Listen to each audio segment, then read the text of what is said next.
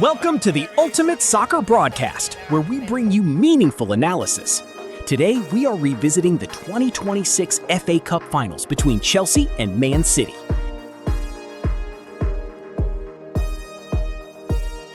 Chelsea needed this trophy the most to secure a place in Europe next season. But knowing how Pep Guardiola gets savage at this stage of the season, it was impossible for the Blues to secure a victory against City. Pep Guardiola and Callum McFarlane are two men with incomparable levels of experience. There was also a protocol issue between Chelsea captain and His Royal Highness the Prince of Wales.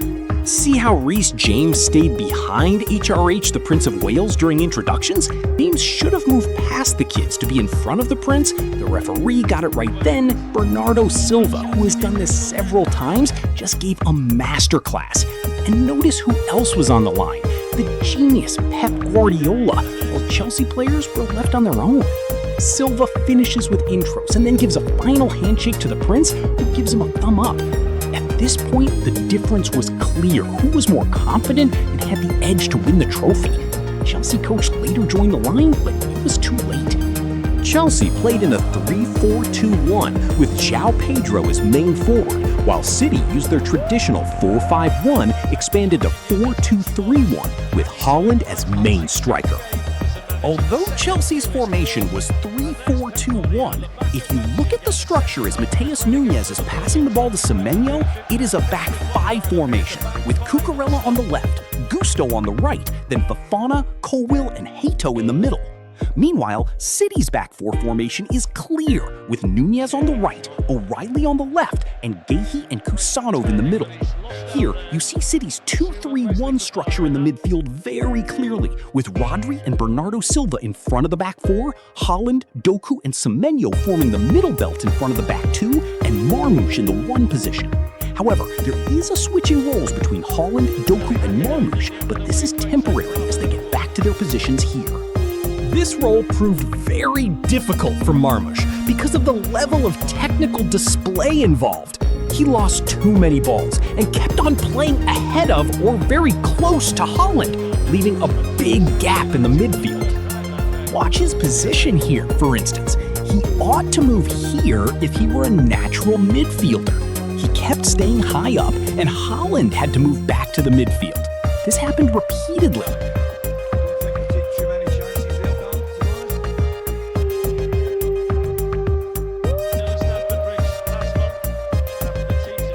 At the time Bernardo Silva receives this ball, look at how empty the midfield is.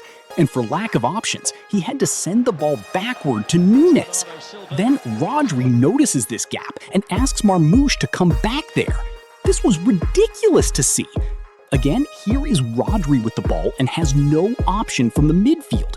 Watch how Marmoush makes a brief return and then goes high up past Haaland again. Marmoush even made things worse by his inability to play with his left foot. See this opportunity from a blocked shot by Semenyo?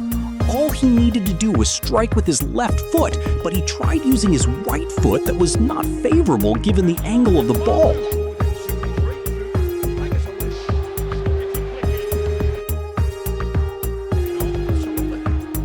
Here, see how Marmoush is moving in the same direction as Haaland when he ought to give Semenyo the possibility to play with him. Nunes is forced to make that long pass to Doku and almost lost the ball to Palmer.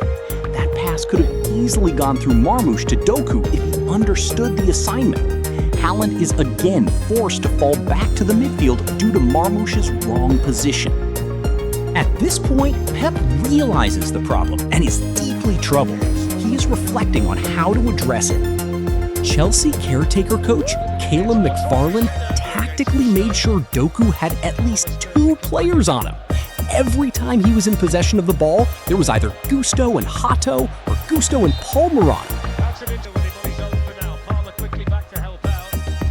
Look at Marmoush's position again here as Nunes receives this ball from Bernardo Silva. Completely out of position. Here, Haaland could have gotten his first goal in Wembley if Nunes had driven the ball in. Watch. As Nunes receives this ball from Doku, Watch to see where Marmouche is. Again, see how difficult he made it for his teammates to use him. At the onset of this pass from Guéhi, look at where Marmouche is. Not good for the team. Watch Semenyo with this ball and see how Marmouche doesn't realize he can give Semenyo the possibility to play with him. As Semenyo tries to beat Cucurella here, look at Marmouche over there. Haaland comes to assist where Marmouche is supposed to be. The game plan wasn't working at all. And see where Marmouche is. Semenyo drives this pass into the penalty area, but there was nobody there to tap it into the net as Chelsea goalkeeper watch it roll by. His first goal for Manchester City was... In the 24th minute, Caicedo faked a tactical injury. You can see him saying something to João Pedro while his teammates are receiving instructions from the coach. After this incident, Chelsea dominated the rest of the game until the end of the first half, with ball possession changing from 77% in favor of City to 53% in Chelsea's favor. Chelsea's manager probably noticed the gap in City's midfield due to Marmouche's inability to execute Guardiola's game plan and decided to exploit that space. Pep Guardiola quickly realized that something was wrong in the midfield, especially after Caicedo's tactical injury, and immediately sent Cherki to warm up. Just before the end of the first half, Kusanov won a challenge against João Pedro in the penalty area. Was this supposed to be a penalty? Let me know your thoughts in the comments. At halftime, Pep substituted Omar Marmouche for Ryan Cherki. Now watch Cherki's movement and positioning as Doku gets this ball. Cherki allows Haaland to run forward while he stays behind to give Doku an option to play with him. He spots O'Reilly and immediately plays with him for City's first attempt that went slightly above the bar.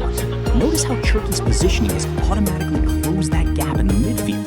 He also mounted enormous pressure on Chelsea's defense.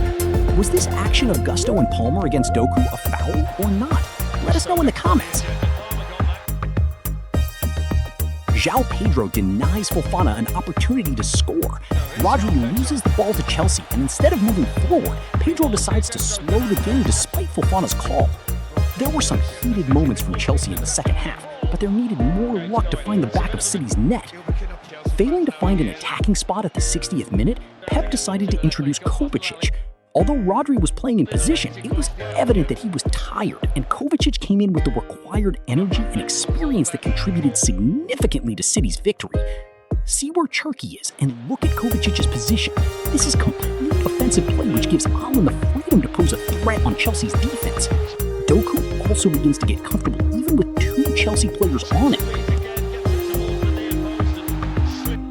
Immediately City lost possession here. Watch Kovacic's return to win the ball. Kovacic's interference again wins City that ball. Just beautiful stuff.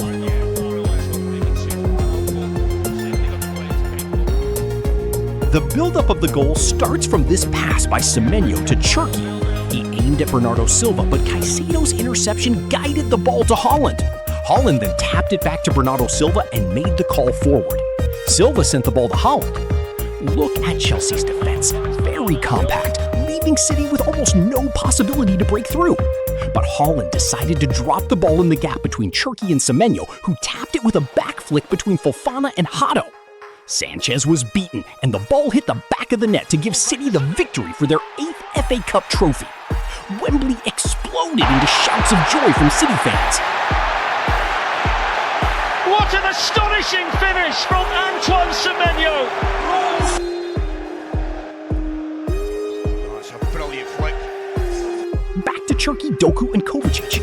The trio continued to dominate the midfield, missing other goal-scoring chances. To go at Gusto. Look for the give and go with Cherki.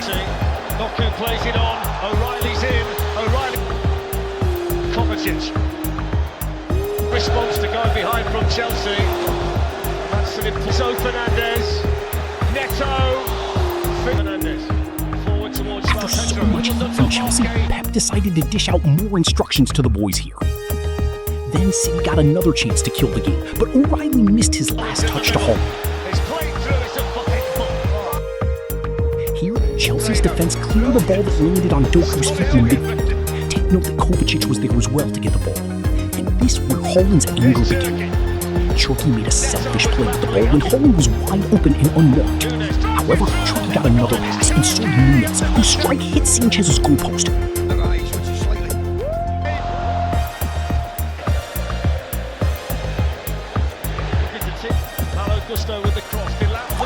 This was the moment that made Haaland very furious at Chucky.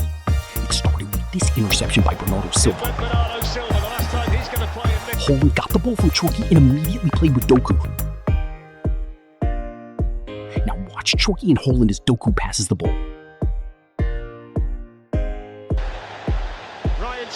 Watch Haaland's body language here.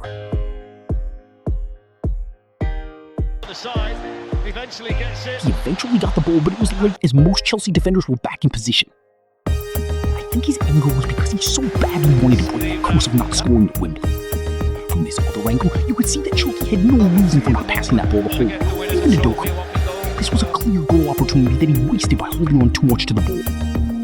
João Pedro and Enzo Fernandez missed significant chances that could have changed the outcome of this game. Let us know in the comments what you think about these Husanov's actions. Husanov creates the record of being the first Uzbek to be booked in an FA Cup final. Pep Guardiola and Man City are the first manager and club to ever win every domestic cup match in the same season.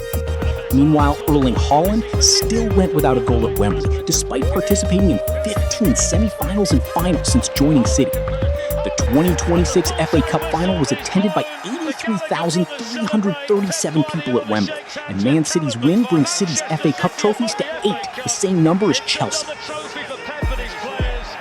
Thank you for watching today's review of the 2026 FA Cup Finals between Chelsea Football Club and Manchester City. Please do not forget to subscribe to the Ultimate Soccer Broadcast for more interesting football reviews. If you enjoyed watching this video, please like it to support us and leave a comment on your thoughts to help us improve our content. With love from the USB.